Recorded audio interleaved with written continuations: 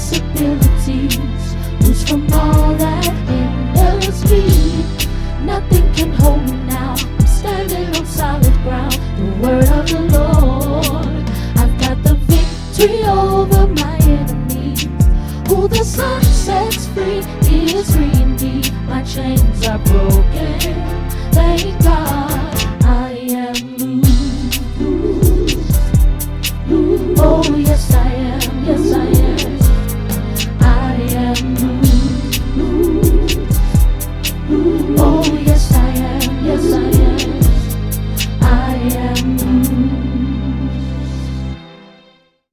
Hello, my name is Marcken Volmy and I'm a licensed mental health counselor in the state of Florida. My area of focus is on the trauma, anxiety, and depression, and I'm the owner of Bedrock Counseling. I want to take this time to recognize and pay honor to Senior Pastor Dr. Joseph Williams and also Pastor Emeritus Jasper Williams Jr., along with the entire Salem Bible Church family. Thanks for having me today. I consider it a privilege and an honor to present to you today. Let's jump right into it. Stubbornness, when I looked up the definition, it is a dogged determination not to change one's attitude or position on something. Stubbornness is a personality trait that says someone refuses to change their opinion or decision on something. And a stubborn person is very resistant to change. They can feel when you're trying to impede your authority on them, or you're trying to convince them to change, and they'll give you a lot of pushback. A stubborn person believes that no one can make them change, and also if someone's not fully on board with their ideas, they want no part of it. But we're gonna dig a little deeper into what makes a stubborn person, because truth be told, no one comes out the womb being a stubborn person. But there are some underlying factors that can contribute to that over time. Something I always say to my clients is that we are all a combination of everything we've ever been through.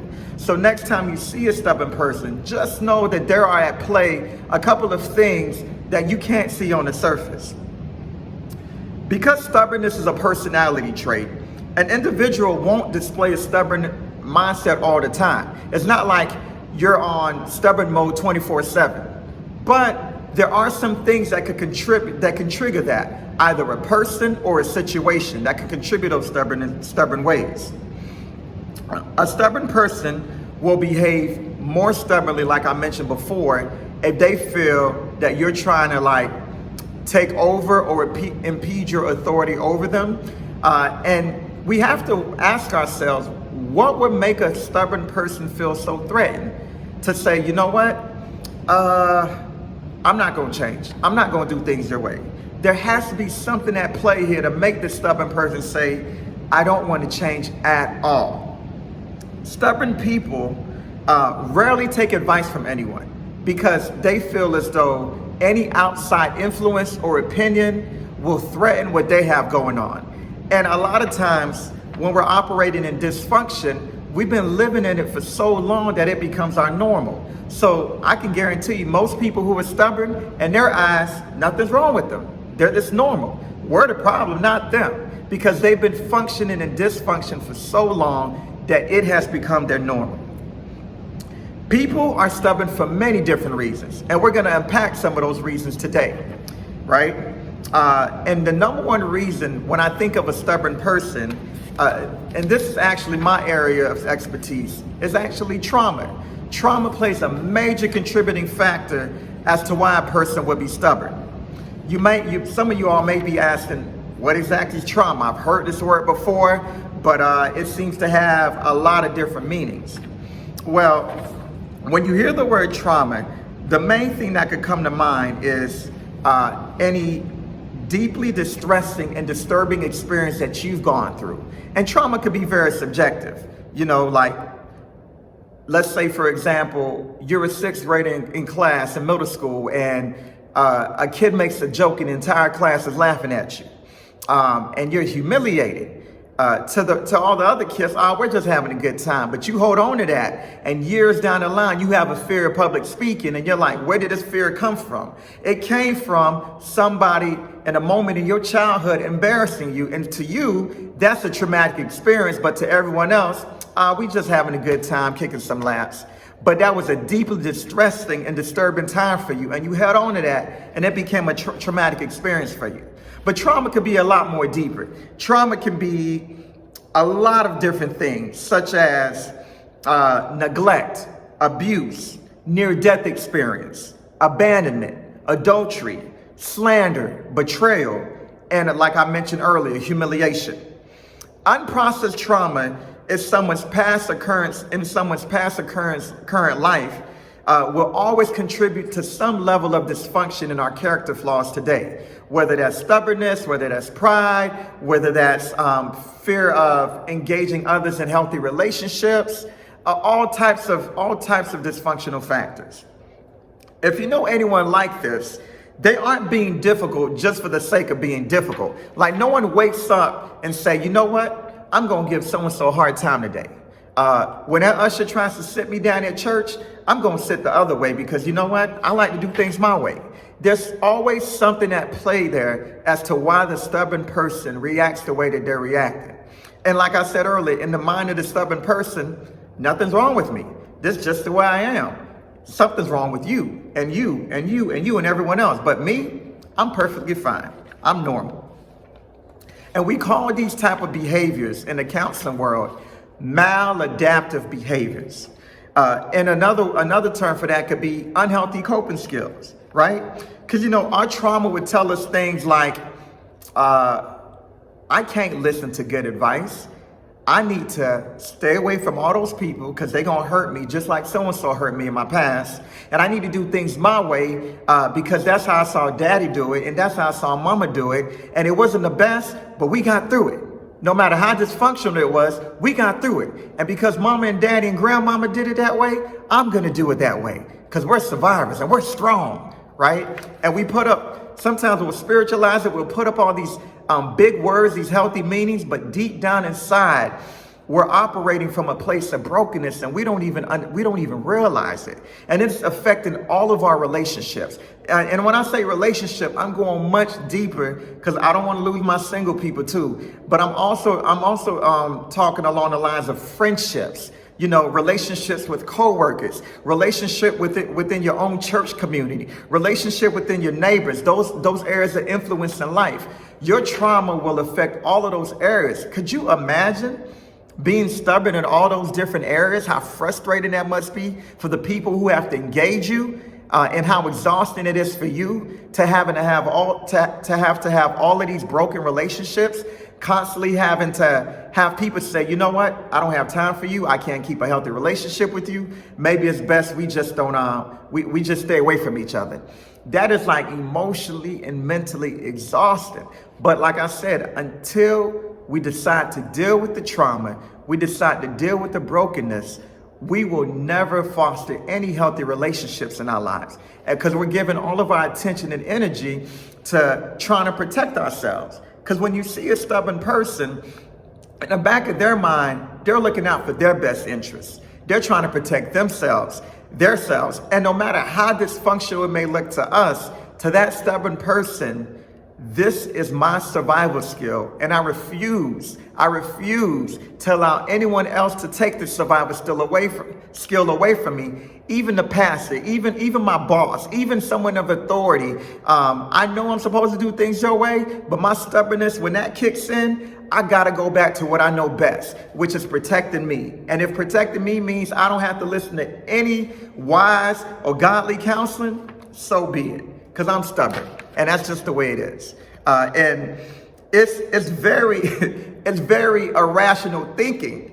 But you know, this playground up here, our mind, when we give leeway to it, it'll take us down some roads to where when we start having some healthy conversations with either our church community, a therapist, or a wise good friend, we begin to realize, like, wow, this is how I was thinking.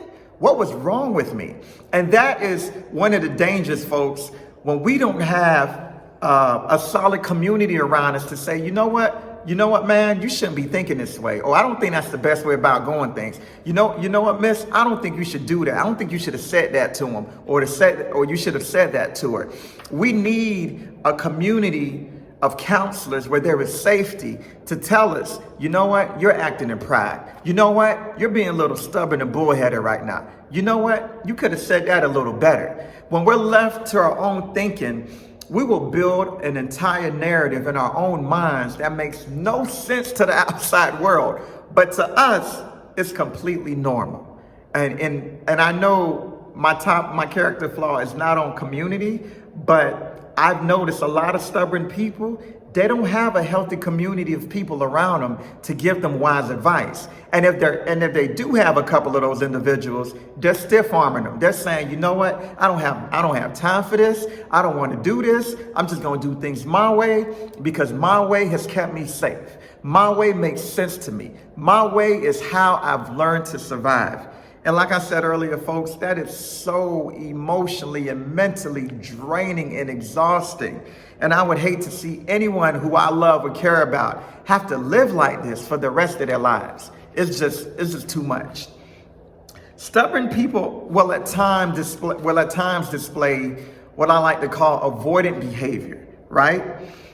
This avoidant behavior could be towards people or situations, right? So if I'm stubborn, I'm saying I have no problems taking my family to church, but me as a husband, I'm not going. I'm not going. And I'm not going for Easter. I'm not going for Christmas. And for years, the other family members may say, why don't you want to go? I mean, what's wrong with going?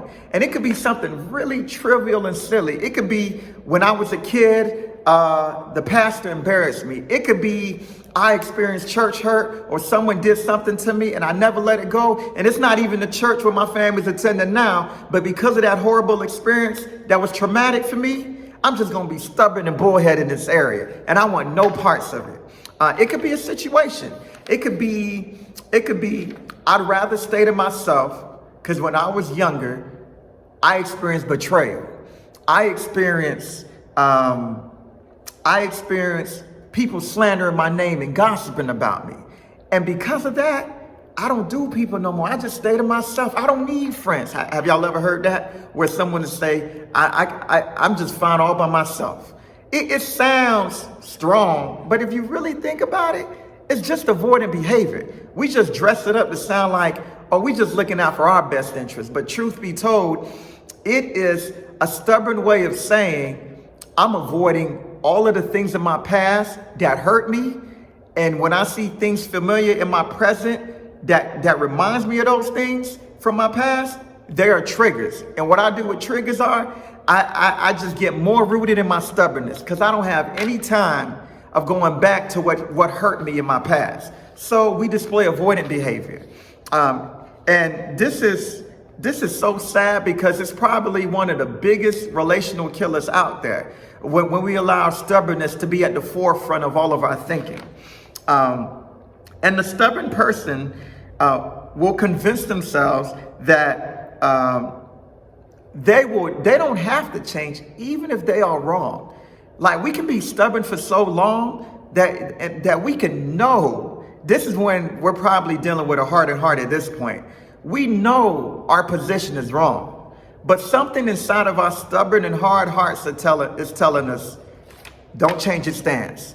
You know what, Johnny? Don't change your stance. You know what, Susie? Don't change your stance. Stay where you're at. Stay where you're at because you can't give in to other people's opinion, no matter what the cost, even if they're right. That's what our stubbornness would tell us. Our stubbornness would say, we know we're wrong, but let's just be bullheaded anyways, because this is just how things have always been, and we can't back away from this stance, right? And another thing stubborn people would say is that I've always been this way. I'm not going to change. And they'll spiritualize it. This is just the way God made me. So why should I change? I should accept myself for who I am. So what they'll do, they'll listen to books. They'll listen to teachings. They'll basically try to find any type of pieces of media out there to co-sign with this foolish way of thinking, right? And this mindset of avoidant behavior is really motivated in fear, right? If you think about it, this level of stubbornness it's really motivated in fear. It's saying, I'd rather be stubborn in these areas because I am so afraid of if I'm not accepted, if I'm rejected, if I make a fool of myself. My horrible past life experiences have been so hurtful that I would rather operate from a place of stubbornness. Because like I alluded to you earlier, stubbornness makes me feel like I have some level of control. When the truth of the matter, as human beings, we don't have any control to begin with. We know all control is in God's hands. But we convince ourselves and we fight for this. We fight for this to the point we see this operating in government. We see it in politics. We see it in church culture. We see it in work settings to where if things don't go our way, we want no parts of it at all. And this is the mindset of a stubborn person. A stubborn person says, I don't have to change. This is just the way God made me. And another thing that'll cause a stubborn person to have this type of mindset is that they kind of grew up in it. So they'll say something like, my brothers and sisters acted this way, they turn out all right. My uncle acted this way, they turn out all right. And now you're telling me I have to change? I'm required to change? Why? I'm perfectly fine. I don't need any help. You the problem, not me. So they'll just dig deeper into their stubbornness because they've already exegeted a sermon in their minds of why they don't need to change, why they'll rather be stubborn. And this is just really an enslaving mindset to have, because it robs you of the beauty and enjoyment of life, and it robs you of some incredible relational experiences with some amazing people that God may be sending your way. But that stubborn attitude, it'll just keep you in a place of brokenness, loneliness, and frustration, trying to do things your way. The longer, I see this a lot with older folks, the longer a person continues to live with their stubborn mindset, the harder it is for that person to accept any level of change, right? Not to say you can't change, because I believe God can change anyone if they posture themselves in humility to accept that level of change. But the longer we go with a stubborn mindset, we get set in our ways. It's almost like glue, whether it's super glue, Elmer's glue, any level of glue. You leave that glue long enough, what happens? It starts to harden. And after a while, that's what happens with our own hearts. We've been thinking a particular way, and we've been living like this for year after year after year after year. And after a while, our hearts kind of get hardened, and it becomes much harder to hear any level of wise advice or counseling. Because at this point, we're kind of set in our own ways. I'll see this with older adults, even in my family, or people I've counseled in the past. As they get up there in those elder years, or those 50s and 60s and 70 years, and they're still living with a stubborn mindset, it becomes a lot harder for anyone to get through to them. And at that point, if God doesn't do it, nothing's really going to change, because they've made up in their minds, this is normal, nothing's wrong with me, so I really don't need to be taking any of this advice. And which is really, like I said earlier, is really a sad way to be living, because you miss out on some incredible relationship opportunities that you could have. So our stubbornness, guys, will have an effect on how we respond to others and how we treat others. If you notice, you're the type of person to where people don't gravitate towards you, or they'll rather stay away, I would encourage you to do a stubbornness self-evaluation. So just do a quick check-in with yourself and say, do I take advice? Am I open to doing things that are not my way? Am I open to seeing things from a different perspective? Do I get highly offended if things don't go my way? Am I hurt if I'm in a group setting and we're all pitching ideas, and my idea, although it's heard, is not accepted as the final idea for the entire group to go with? Do I walk away feeling hurt, or they don't know what they're doing, or I'm gonna show them? That could be a sign that underneath all of that, there might be some level of stubbornness, right? And like I mentioned about traumatic experiences, Traumatic experiences will expose some level of our stubbornness, but it's not always the case as the only contributing factor to stubbornness. Sometimes we're stubborn because we have an attitude of wanting to receive a reward. I'll repeat that again. Sometimes we're stubborn because the incentive is a reward for ourselves. Case in point, I see this a lot at the grocery store. A child is throwing a tantrum in the middle, in public, embarrassing that parent, making a scene, and nine out of 10 times that child's bold enough to do that because they know if they are boisterous enough, if they're loud enough, that parent will give in to their demands. So they're being stubborn because they have an end goal in mind. They know they're going to get a reward. Sometimes someone may display a certain level of stubbornness due to an unresolved conflict, which was never truly communicated. So this could look like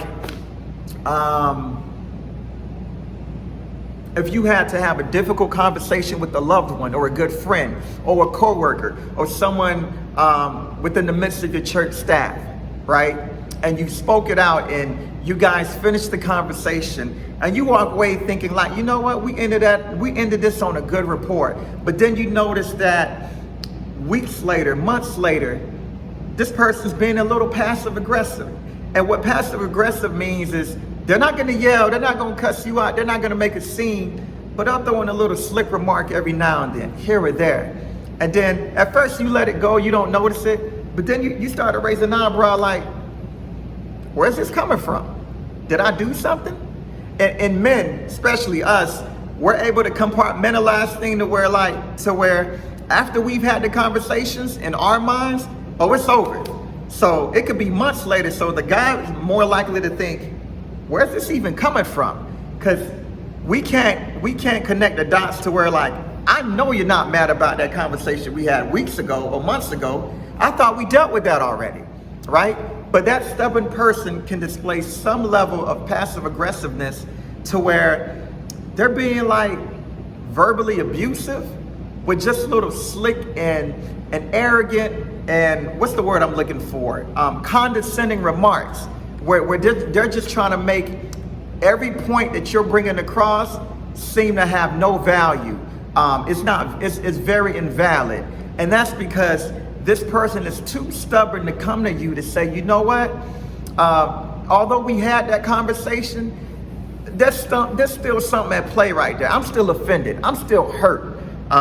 We're too stubborn to admit our feelings on the matter. So what we decide to do instead is say, let me not say anything at all. Let me just sweep it under the rug, because that's the way grandmama did it. That's the way mama did it. That's the way daddy did it. So let me just sweep it under the rug, because where I'm from, we are strong. We don't talk about our feelings. We're just stubborn. And it's okay to be stubborn, because stubborn is how we survived. Stubborn is how we made it through. Stubborn is how we didn't allow people to take advantage of us. So we'll say things like that thinking we're protecting ourselves.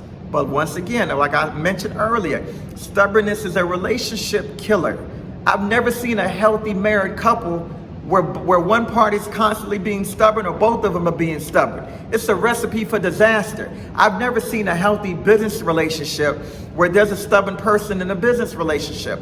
I've never seen a healthy friendship where one of the other person's a stubborn person. And definitely, I've never seen a healthy church leadership, even in my own ministry, even at my own church, where the pastor or the other leaders of the church there's some stubborn people within that group, but yet they're functioning on one accord and there's unity amongst that. No, stubbornness is a relationship killer. And until we deal with it, it will affect all of our other relationships. So I just threw that out there about the whole passive aggressiveness. If there's unresolved conflict in any level of relationship, I would encourage that stubborn person, even if you don't have the humility to say, I'm sorry, at least keep the conversation going and saying, you know what, when you said that, I know we talked it over, but that stuff still bothers me. At least get that dialogue going, because if that dialogue could keep going, eventually it could lead to some type of reconciliation between the two parties. A lot of stubborn people, a lot of people will be stubborn for a plethora of different reasons. So like I said, it's more than just traumatic issues. It's more than just seeking a reward. But whatever the reasons are, more than likely, those reasons stem from what we saw growing up from our caregivers, right? Because like I mentioned earlier, we are all a culmination of every life experience that we've been through. Believe it or not, all of the different paths in life that you walked along your journey, it has had an effect to the person you've become now, if in some shape or fashion. So, for example, if you grew up in a home where you saw a lot of what was normal to you was a lot of chaos, a lot of domestic violence, a lot of I don't listen to no one's advice. I just do things my way. That will have a level of impact to the type of adult that you grow up to be.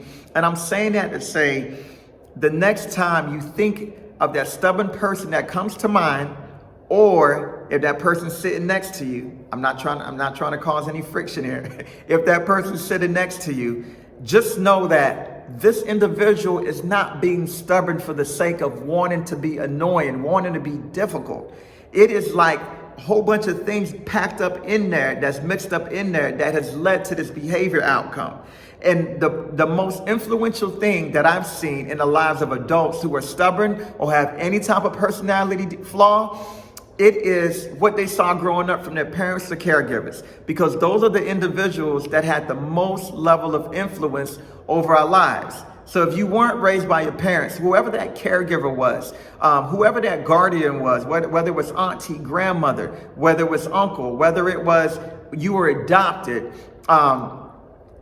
what you saw growing up in that home from those caregivers, whether good or bad, no matter how much you hated it, no matter how much you loved it, you're more than likely, if you don't start to deal with that stuff you saw growing up, it will have an impact on the type of adult that you grow up to be.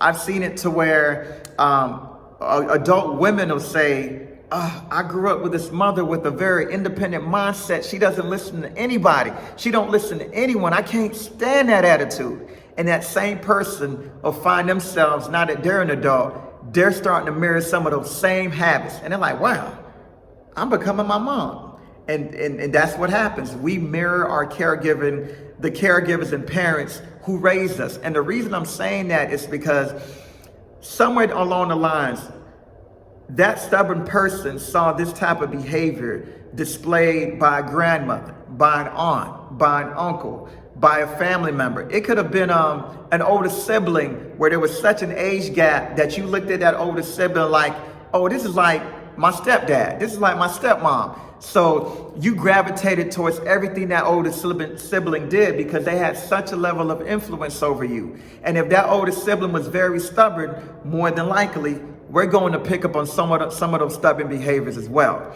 So our caregivers, our parents play a major role into the type of adults that we'll grow up to be. So parents, those of you who are parents who are listening to this, just know the way your children see you interacting, whether that's arguments, parents, whether that's yelling in front of them, whether that's arguing, whether that's, little Johnny seeing daddy, mama telling daddy to do something, daddy defiantly telling mom, I'm not going to listen to you. I'm the man of the house. I don't have to do this. I don't have to do this. I'm just going to do things my way. That level of stubbornness and pride in little Johnny's mind, he's going to grow up to think, okay, that's how a man does it. Okay, I see it. I see it. That's how I'm supposed to speak to my lady one day. All right.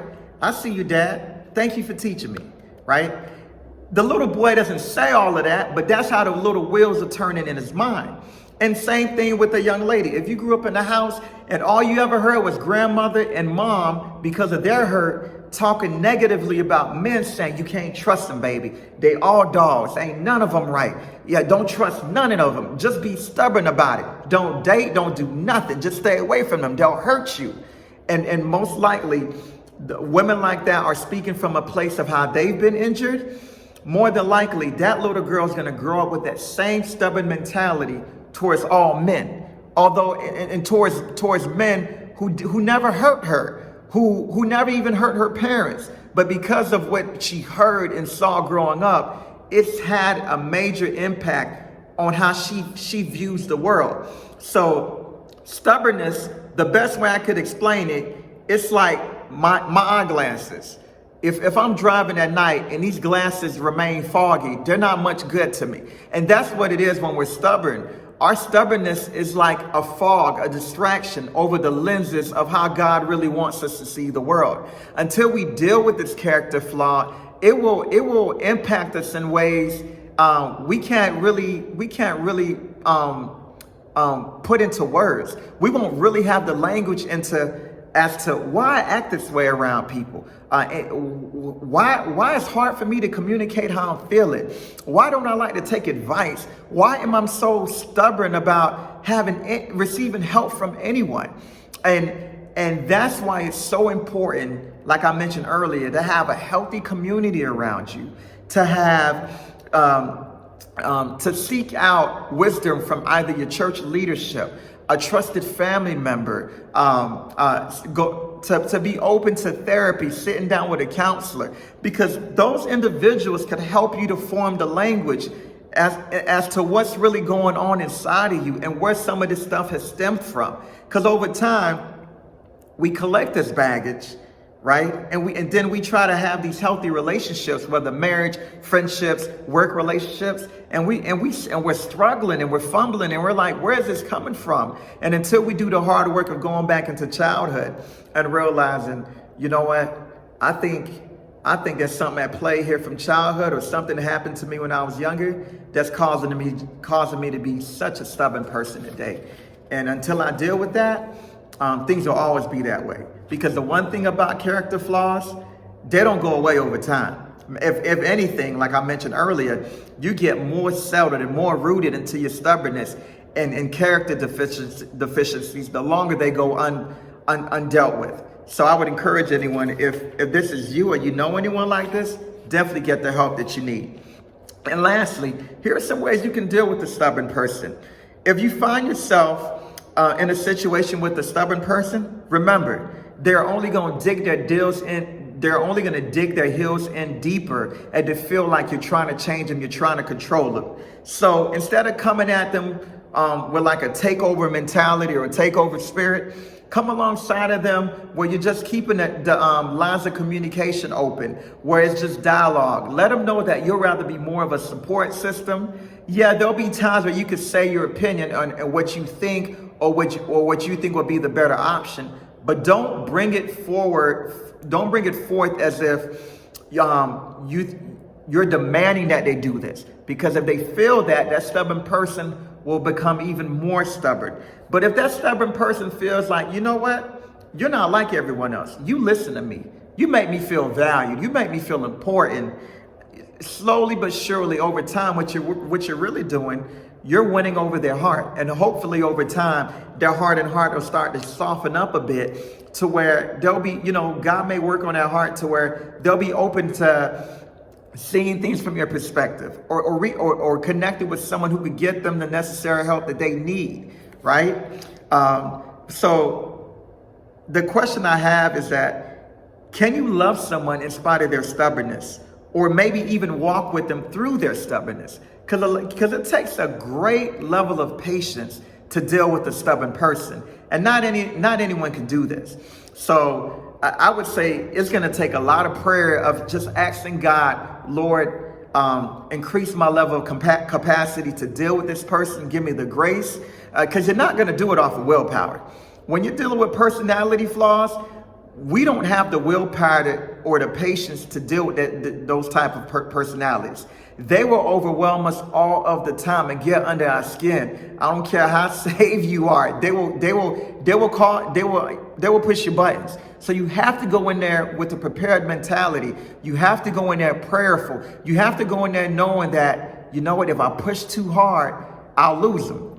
You got to go in there with a mindset that says, let me be patient. Let me walk gently and tenderly around this person. And hopefully over time, those walls will come crumbling down, and they'll be open to godly counseling or good advice from their therapist or that community of people around them. another thing is that I think as we're trying to think through as to who's that stubborn person that God has put in our lives for us to be more gracious to. And I said this earlier, I would encourage everyone to just do a little self-examination and ask God to lead us and be like, Holy Spirit, show me my own heart. Show me, are there still some ways in my life or some areas where I'm stubborn at times? It doesn't have to be anything big, anything major to where the church community go, not so-and-so, but it could be something very minor within our own hearts that goes very unnoticed, but we recognize it. So I'll just encourage us to do a little self-examination, a little self-evaluation to really see, are there areas in my own heart to where I could do a better job of dealing with some areas of stubbornness? Because if we're gonna try to have any level of influence on others with their stubbornness, we have to first do the hard work within our own hearts to deal with the stubbornness in our own hearts. And Salem Bible Church, that's pretty much it for my presentation. Thank you so much for having me. I hope you guys were encouraged by this. I hope I left you with something that you could take and just, do a little thinking through of how you can better engage some of the stubborn people in your life. And also, I wanted to leave my contact information if ever in the future you knew anyone who just wanted a little bit more information on how to receive therapy services or a certain therapeutic topic, whether that be anxiety, depression, trauma. My website is bedrockcounseling.com. I'm also on Facebook as Bedrock Counseling, also on IG. My IG handle is at Bedrock Counseling. Salem Bible Church, it was an honor, it was a privilege to partake with you guys today. Like I mentioned earlier, I hope I left you guys with a little bit of something to just help this entire series to be everything that I know God wants it to be. And I hope you guys were blessed by that. Thank you so much for having me. And take care. Until then.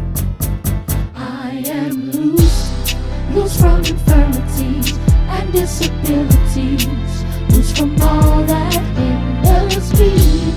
Nothing can hold me now. I'm standing on solid ground. The word of the Lord. I've got the victory over my enemies. Who the sun sets free is free indeed. My chains are broken. Thank God.